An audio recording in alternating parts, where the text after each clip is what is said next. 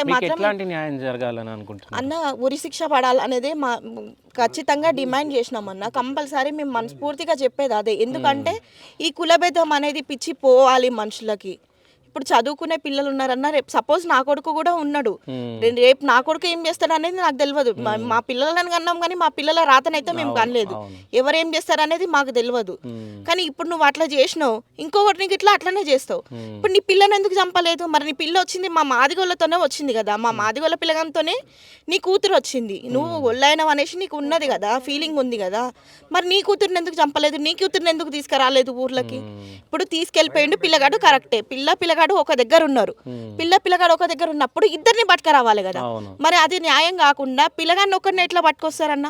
పిల్లగానికి ఇట్లా ఇద్దరు పోలీసు వాళ్ళని ఇచ్చి పంపించేసిరు, తీసుకొచ్చిరు. మళ్ళీ ఇప్పుడు తీసుకెళ్ళిపోయారు, పిల్లగాన్ని ఇక్కడ ఉంచలేదు.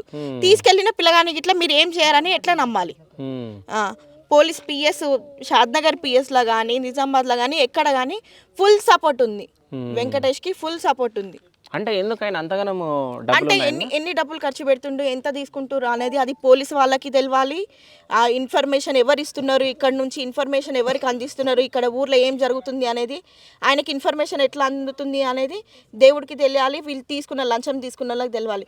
డైరెక్ట్ మేము మొన్న పోరాడుతుంటే మేము న్యాయం జరగాలి, శవాన్ని తీసుకెళ్ళి వాని ఇంటి ముందే పాతి పెడతామని చెప్పేసి వాని ఇంటి దగ్గరికి వెళ్ళి కూర్చుంటే ఒక పోలీస్ అతను వచ్చి, ఆయన పేరు నేను చూడలేదన్న, చూస్తే మటుకి ఖచ్చితంగా చెప్పేదాన్ని.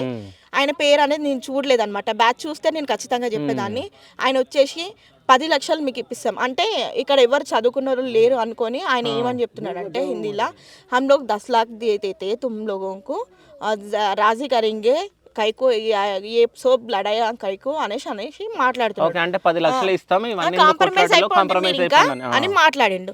మాట్లాడిన తర్వాత నువ్వు 10 లక్షలు ఇస్తావు కదా, మేము 20 లక్షలు ఇస్తాం, ఆయనను మాకు అప్ప చెప్పేసేయండి.